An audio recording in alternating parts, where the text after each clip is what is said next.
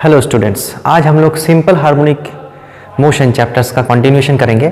पिछले दिन हम लोग पढ़े थे कि सिंपल हार्मोनिक मोशन क्या होता है, डिस्प्लेसमेंट, वेलोसिटी, एक्सेलरेशंस, उसका भी एक्सप्रेशन निकाले थे with respect to time and with respect to positions. Different expression निकाले थे और हम लोग उसका ग्राफ भी बनाए थे।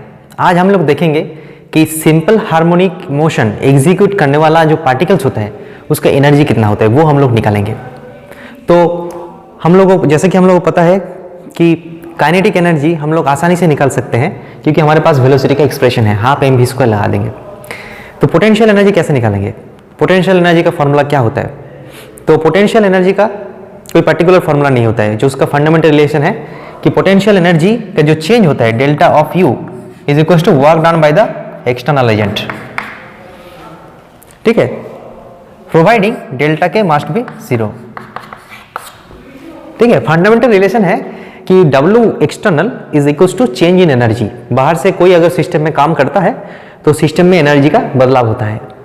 हालांकि अगर हम लोग डेल्टा के 0 रखेंगे मतलब काइनेटिक एनर्जी में कोई बदलाव नहीं करेंगे, इस तरीके से काम करेंगे कि काइनेटिक एनर्जी ना बदले, तो जितना भी एक्सटर्नल काम करेंगे वो चेंज इन पोटेंशियल एनर्जी होगा, पोटेंशियल एनर्जी बदलाव। तो हम लोग एग्जाम्पल के तौर ले रहे हैं कि एक स्प्रिंग है, स्प्रिंग मास सिस्टम। इसको अगर हम लोग थोड़ा सा डिस्प्लेस करके ऐसे छोड़ देते हैं तो ये क्या होता है, ऑसिलेट करता रहता है, सिंपल हार्मोनिक मोशन करता रहता है। बाद में हम लोग और डिटेल्स में पढ़ेंगे कि ये सिंपल हार्मोनिक मोशन कैसे है। तो ये जो बॉडी है अभी हाल फिलहाल नेचुरल लेंथ में है। नेचुरल लेंथ मतलब जहां पे उसका पोटेंशियल एनर्जी 0 है, उसमें कोई एनर्जी नहीं है, पोटेंशियल एनर्जी नहीं है। आप अगर इसको हम कंप्रेस करते हैं या फिर एलोंगेट करते हैं तो उसमें क्या होगा, एक रेस्टोरिंग फोर्स आ जाएगा। ठीक है, रेस्टोरिंग फोर्स मतलब इलास्टिसिटी की वजह से जो फोर्स उसको वापस उसी जगह में लाते हैं। तो रेस्टोरिंग फोर्स आएगा जब हम लोग इसको डिस्प्लेस करेंगे। और रेस्टोरिंग फोर्स मान लेते हैं इसको यहाँ पे डिस्प्लेस किया है एक्स डिस्टेंस, तो अगर हम लोग इसको एक डिस्टेंस डिस्प्लेस करते हैं तो क्या होता है, इधर एक रेस्टोरिंग फोर्स लगेगा जिसके लिए वो वापस यहाँ पे आ जाएगा, लेकिन यहाँ पे रुकेगा नहीं, इधर चला जाएगा ड्यू टू इनर्शिया। फिर यहाँ पे जाएगा तो इधर रेस्टोरिंग फोर्स लगेगा, क्योंकि वो छोटा हो गया तो वो बड़ा होने की कोशिश करेगा।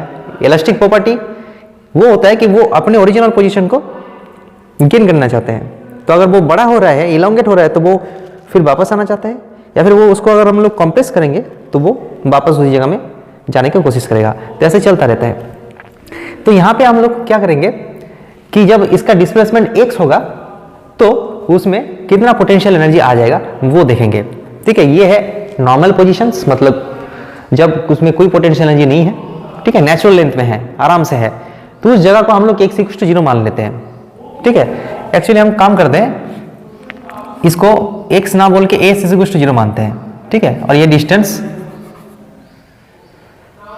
s, ठीक है, s इक्वल टू 0, x हम लोग दूसरे तरीके से यूज कर रहे हैं तो यहाँ पे s नहीं कर रहे हैं। ठीक है, तो अब हम लोग क्या करेंगे कि इसको हम लोग थोड़ा सा यहाँ से कोई एक इनिशियल पोजीशन से और नया पोजीशन में ले जाएंगे, तो उसमें क्या होगा, कितना वर्क डन होगा वो निकालेंगे। सो वर्क डन क्या होगा, अगर हम लोग इसको यहाँ से थोड़ा सा आगे ले जाते हैं s से ds, तो कितना वर्क डन करना पड़ रहा है, work done by the external agent कितना हो जाएगा, force dot displacement, force external, और उसको करेंगे इंटीग्रेट, क्योंकि एक छोटा पोर्शन के लिए वर्क डन अगर ये है तो पूरा हम लोग अगर डिस्प्लेसमेंट x करना चाहते हैं, मतलब यहां से यहां तक जाना चाहते हैं, टोटल x हम लोग डिस्प्लेस करना चाहते हैं, तो उसके लिए कितना वर्क डन करना पड़ेगा। इसको s का जो वेरिएबल है इसका वैल्यू 0 से x तक वेरी करेंगे हम लोग, तो जाके उसका वर्क डन निकल जाएगा। अब क्वेश्चन आता है यहाँ पे हम लोग डायरेक्ट फोर्स डॉट डिस्प्लेसमेंट क्यों नहीं लगा रहे हैं, यहाँ पे इंटीग्रेशन क्यों करना पड़ रहा है, क्योंकि ये जो फोर्स होता है वो डिस्टेंस के साथ चेंज होता है ना। जैसे हम लोग को पता है कि ये एक्सेलरेशन सिंपल हार्मोनिक का क्या होता है, x के साथ रिलेटेड है, मतलब फोर्स भी क्या होगा, फोर्स भी x के साथ रिलेटेड है। जैसे जैसे फोर्स बदलेगा, डिस्प्लेसमेंट बदलेगा, फोर्स भी बदलेगा। तो अलग अलग जगह पे अलग अलग फोर्स लग रहा है, तो अलग अलग जगह पे जो वर्क डन होगा वो अलग अलग होगा। इसीलिए हम लोग थोड़ा सा पोर्शन के लिए वर्क डन निकालेंगे, उसको करेंगे integrate under suitable limit, so 0 to x। अब एक्सटर्नल फोर्स बाहर की ओर लग रहा है और ds भी बाहर की ओर लग रहा है, तो दोनों क्या होगा, एक ही डायरेक्शन में है, f ds cos 0, cos 0 मतलब 1 होता है। ओके, एफ एक्सटर्नल का फोर्स का वैल्यू कितना होगा, एफ एक्सटर्नल फोर्स का वैल्यू उतना ही होगा जितना ये स्प्रिंग इसको खींच रहा है, रेस्टोरिंग फोर्स के बराबर होगा, क्योंकि हम लोग काइनेटिक एनर्जी को नहीं बदल रहे हैं, मतलब हम लोग धीरे धीरे काम कर रहे हैं और उसका वेलोसिटी में बदलाव नहीं होना चाहिए। तो वो तभी पॉसिबल है जब इधर जो स्प्रिंग फोर्स लगा रहे हैं रेस्टोरिंग फोर्स, और बाहर से हम लोगों के द्वारा लगाए गए फोर्स दोनों बराबर होगा। मतलब एफ एक्सटर्नल की जगह हम लोग बोल सकते हैं एफ इंटरनल, वैल्यू सेम होना चाहिए। तो इंटरनल फोर्स कितना लगेगा वहां पे देख सकते हैं, minus m omega square x, okay, into d s, यहाँ पे एक्स एस होगा, यहाँ पे डी एस 0 to x।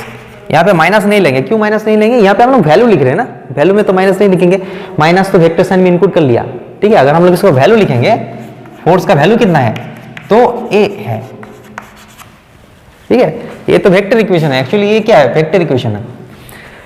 तो फोर्स का वैल्यू लिखे m omega square s d s. S क्यों हुआ, हाल फिलहाल डिस्प्लेसमेंट कितना है, एस है।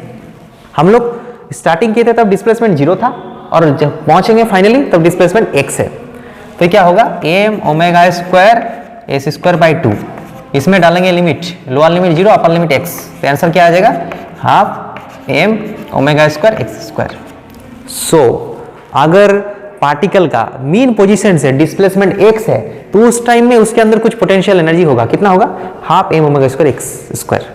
हालांकि यहाँ पे जो W एक्सटर्नल है ये क्या है, ये तो वर्क डन है, लेकिन हम लोग ये रिलेशन में अगर डालेंगे कि डेल्टा यू मतलब U final minus U initial that is equal to W external, मतलब half M omega square x square. U final मतलब यू, ओके, यू आई कितना, ये तो 0 है ना, क्योंकि इनिशियली जब ये रिलैक्स में था तो पोटेंशियल एनर्जी क्या होता है, 0 होता है। पोटेंशियल एनर्जी कब पैदा होता है, जब हम लोग उसको डिफॉर्म करते हैं, उसका शेप चेंज करते हैं, उसका कॉन्फ़िगरेशन में बदलाव लाते हैं, तो जाके पोटेंशियल एनर्जी आते हैं। अदरवाइज कैसे आएगा, स्प्रिंग का पोटेंशियल एनर्जी क्या है, 0 है। जब हम लोग उसको कंप्रेस करेंगे तो उसमें एनर्जी आ जाता है, पोटेंशियल एनर्जी। जब छोड़ेंगे तो वो काइनेटिक एनर्जी में कन्वर्ट हो जाएगा। एक एरो देके हम लोग ऐसे कुछ मार रहे हैं तो नॉर्मल एरो का कुछ पोटेंशियल एनर्जी नहीं होता है, लेकिन जब हम लोग उसको ऐसे खींचते हैं तो उसमें क्या होता है, हम लोग काम करते हैं और वो उसके अंदर पोटेंशियल एनर्जी हो जाता है। जब उसको छोड़ देते हैं मतलब वो पोटेंशियल एनर्जी वापस काइनेटिक एनर्जी में कन्वर्ट हो जाता है। तो डिफॉर्म नहीं करने से पोटेंशियल एनर्जी नहीं आता है। सो potential energy at any position is equals to half m omega square x square, it is dependent on x, okay। तो ये हो गया पोटेंशियल एनर्जी। काइनेटिक एनर्जी क्या होगा, kinetic energy k is equals to half m v square, और v का formula हमारे पास है, ये भी है a भी है, लेकिन हम लोग ये लगाते हैं x वाला, क्योंकि हम लोग x लेके काम कर रहे हैं। तो half m omega square a square minus x square, ये हो जाएगा।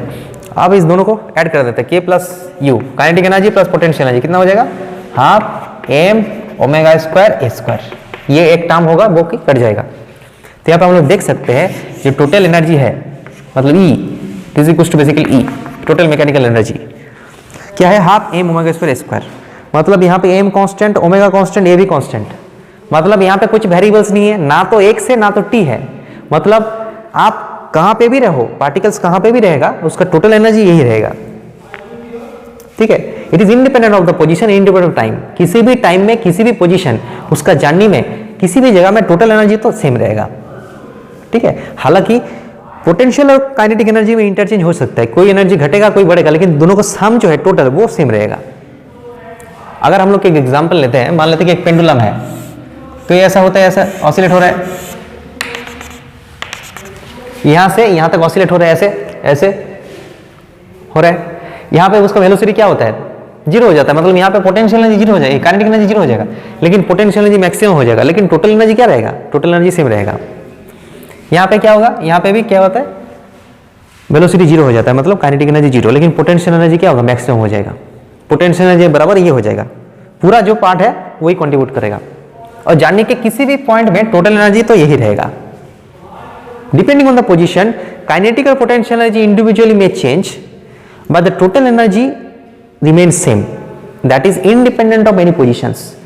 Neither it is dependent on x nor t. Okay, it is independent of any variables. इसका मतलब ये टाइम और पोजीशन के साथ इंडिपेंडेंट है। मतलब हम लोग बोल सकते हैं कि total energy of simple harmonic motion, A particle executing simple harmonic motion is constant. Simple harmonic motion में ऑसिलेट होने वाला कोई भी पार्टिकल्स का टोटल एनर्जी कांस्टेंट रहता है, चेंज नहीं होता है, ठीक है। काइनेटिक पोटेंशियल एनर्जी में change, but the total energy is same. Okay, तो हम लोग इसका ग्राफ भी बना सकते हैं। ये जो निकला ये दो ग्राफ है, ये दो ग्राफ हम लोग निकाल सकते हैं कि अगर हम लोग यहाँ पे डिस्टेंस वाइज पोटेंशियल और काइनेटिक एनर्जी का प्लॉट करते हैं तो क्या होगा। हम लोग यहाँ पे देख सकते हैं कि जो पोटेंशियल एनर्जी है वो x के साथ रिलेटेड है। वो मैक्सिमम कब होगा, जब x इक्वल टू a होगा। ठीक है, मतलब x इक्वल टू अगर a है, x इक्वल टू 0 में उसका वैल्यू क्या होगा, 0 होगा। ठीक है, फिर उसका वैल्यू क्या होगा, मैक्सिमम होगा। ऐसे ऐसा ग्राफ होगा इसका। ठीक है, जैसे जैसे x डालेंगे वैसे वैसे इसका पोटेंशियल चेंज होगा। x का वैल्यू जब a हो जाएगा, x का वैल्यू a मतलब a है a, मतलब जो मैक्सिमम पॉइंट में पहुंच जाएगा वो तो एक पर्टिकुलर डिस्टेंस के अंदर जा रहा है, +5 से -5, तो उसका a मतलब 5। तो जब डिस्प्लेसमेंट 5 हो जाएगा, a के बराबर हो जाएगा, यहाँ पे पहुंच जाएगा, तो काइनेटिक एनर्जी खत्म, लेकिन पोटेंशियल एनर्जी क्या होगा, मैक्सिमम हो जाएगा।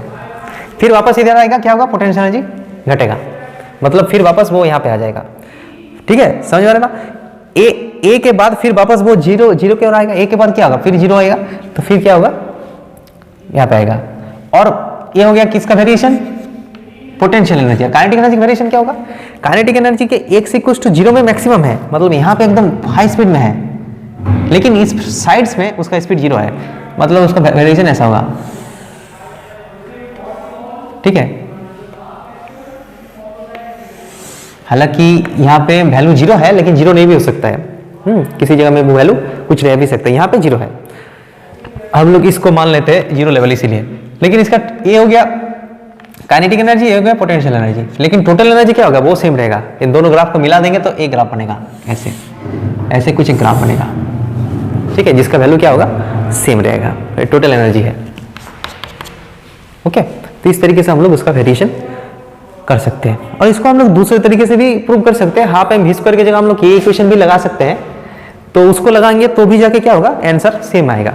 देख लेते हैं उसको करके कि अगर हम लोग टाइम वाला इक्वेशन यूज करते हैं तो काइनेटिक एनर्जी क्या हो जाएगा, half m v square, so half M omega square a square cos square omega t. ये हो गया ये वाला इक्वेशंस, ये वाला इक्वेशंस। और पोटेंशियल एनर्जी क्या है, U half M omega square x square, X की जगह क्या डालेंगे, A sine omega T, so A square sine square omega T. तो अगर हम लोग k प्लस यू करेंगे, जो कि बेसिकली ये है, तो half M omega square a square common जाएगा, और यहाँ पे आएगा sign square omega T plus cos square omega T, जो कि 1 है। तो अल्टीमेटली ये आंसर आएगा। तो दोनों में से हम लोग कोई भी रिलेशन यूज करके प्रूव कर सकते हैं कि total energy is constant. Okay, so in this way we can say that the total energy of a particle executing simple harmonic motion is constant. अब हम लोग क्या करेंगे, इसके ऊपर नेक्स्ट क्लास में कई सारा प्रॉब्लम सॉल्व करेंगे। पूरा चैप्टर्स का प्रॉब्लम्स हम लोग 1 by 1 कुछ न्यूमेरिकल्स सॉल्व करेंगे।